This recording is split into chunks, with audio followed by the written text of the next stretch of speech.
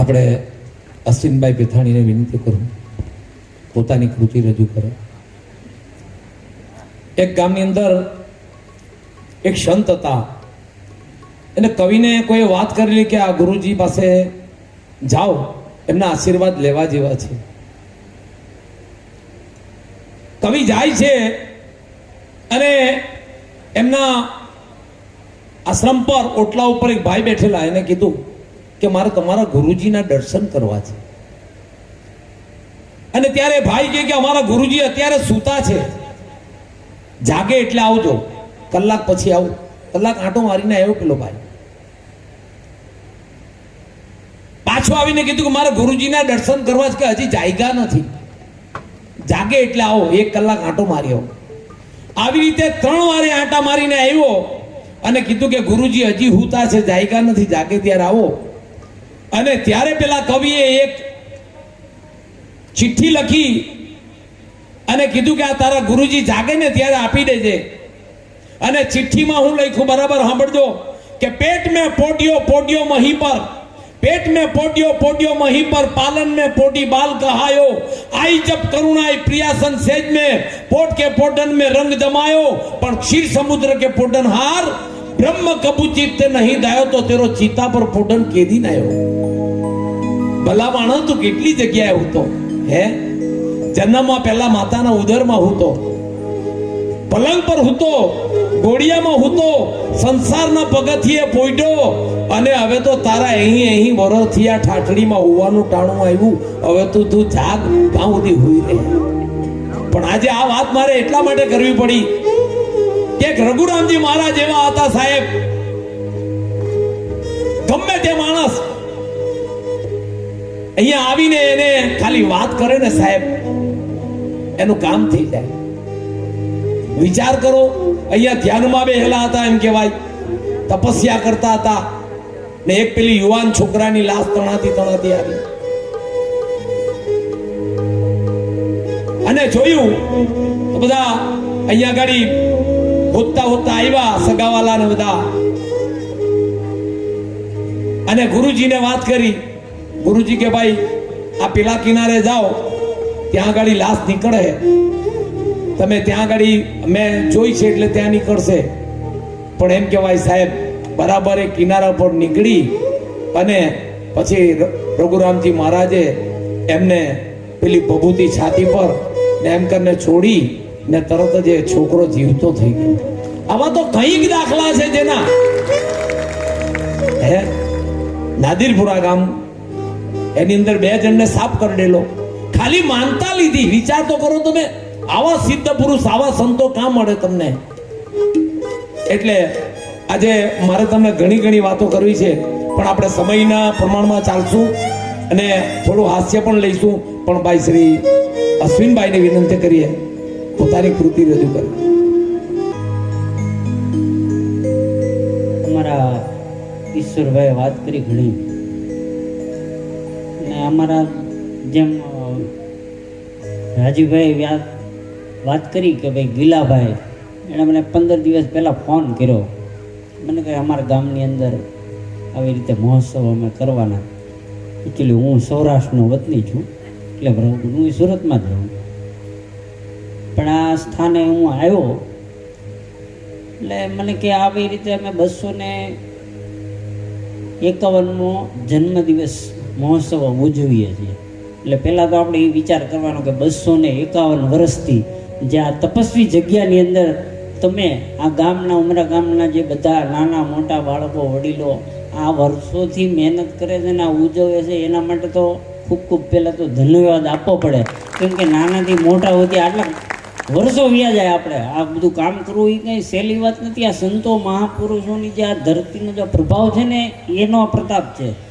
બાકી હું તમે તો આ મારા ઘટમાં બિરાજતા આ જે ભગવાન છે ને આપણા મારા તમારા ઘટની અંદર જ છે, બહાર કોઈ ગોતવા જવાનું નથી. બાકી બહેનો છે ને બધા ઘણી વાર માનતાઓ કરતા જ હોય કે ભાઈ આટલું આમ થઈ જાય એટલે કે અંબાજી જાય, ને અંબાજીવાળા ચોટીલા માનતા કરતા હોય. એટલે આમ આખું જગત ફરવાની જરૂર નથી. આ ઉમરા ગામની અંદર તમારા પવિત્ર ધરતી છે. આટલો મોટો આ જે આ કૈલાસ કેવલ ધામ જે છે એની અંદર બધી જ માનતાઓ તમારી પૂરી થઈ જાય, મને એટલી ખબર પડે. કેમ કે હું અહીંયા આવ્યો ને એટલે ઘણા માણસોને ટેન્શન હોય. તમે હારામારી ફરવાની જગ્યામાં જાઓ અને તમને જેમ આનંદ આવતો હોય ને, એમ કે આમ બસ એવી જગ્યાએ તમે ફરવા ગયા હોય ને એક ફોન આવે કે ભાઈ તમારા આ સંબંધી ઓફ થઈ ગયા, એટલે તમારો મૂડ બધો ગાયબ થઈ જાય, તમારો આનંદ ગાયબ થઈ જાય. પણ આ સાચો જો સત્સંગ હોય એમાં તમે ગમે એવી તકલીફો હોય અને 1 કલાક તમારો જે તાર સૂર લય આ બધું લાગી જાય ને એટલે બધી મુસીબતો પાર થઈ જાય. અને હું એક કલાકાર જીવડો છું. મને આવા ઘણા વર્ષથી આ બધા અમારા આર્ટિસ્ટો હું લગભગ 25 વર્ષથી આવા છું, પણ હમણાં થોડું ઓછું કરી દીધું. મને કે તમે એક ભજન ગાજો, પણ મને એક રચના બનાવી છે. આમ તો ટ્યુન બધાને ખબર જ હશે, પણ જે આનંદ આવ્યો એ રીતે મેં શબ્દનું વર્ણન કર્યું છે. તમને ગમે તોય વાંધો નહીં, ન ગમે તોય વાંધો નહીં, પણ મને ગમે છે કેમ કે આ ધામની અંદર હું આવ્યો. એટલે એક સરસ મજાની પહેલાં તો આપણે જય બોલાવીએ કે શ્રી મહંત કરુણાસાગર ભગવાનની. ખાલી જય બોલતા જજો, જે પાપ લાગે એ મને આપી દેજો. શ્રી નારાયણદાસ મહારાજની, રઘુરામજી મહારાજની, અને સાક્ષાત હયાત એવા આપણા મારાના તમારા મહંત પરમ ગુરુ કહેવાય, તપસ્વી કહેવાય કે જે આ હયાત છે. કેમ કે ફોટાની અંદર છે ને તમે પ્રાર્થના કરી શકો, પણ જે રિયલી છે આપણે મમ્મી પપ્પા ને બધા હોય ને, નાના છોકરાઓને એ જ બેન હોય, ભગવાનની કોઈ ન હોય. મારા ને તમારા ભગવાન બધા એ જ હોય, આપણા મા બાપ. એમ આજે તમારા સમસ્ત ધામ સમાજની અંદર જે આ ધામ છે એમાં જે આ તપસ્વી બધા સંતો મહાપુરુષો છે એવા અવિચલદાસજી મહારાજની એકવાર હું દિલથી જય બોલું છું. અને એક નાનો 2 અંતરાનું આ ભજન છે. બાકી કલાકારો તો ઘણા આવ્યા છે, પણ હવે આ તો કેવું છે કે મારે હિમાલયમાં બરફ વેચવા જેવું છે અત્યારે.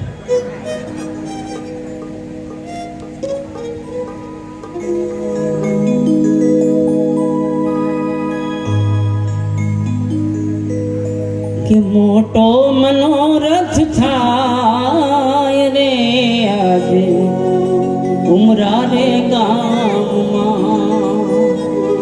આ તમે મહોત્સવ કરો છો ને એનું વર્ણન કર્યું કે આનંદ મંગળ થાય રે આજે ઉમરા રે ગામમાં.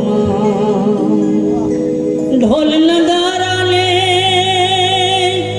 શરણાયું વાગે, ઢોલ નગારા ને શરણાયું વાગે, કે ઉત્સવ ને રોસદ જાય. ઓહો ઉત્સવ ને રોસદ જાય રે આજે ઉમરા રે ગામમાં. આનંદ મંગળ થાય રે મારા ઉમરા રે ગામમાં. આરતીની શોભાય પાર રે મારા ઉમરા રે ગામમાં.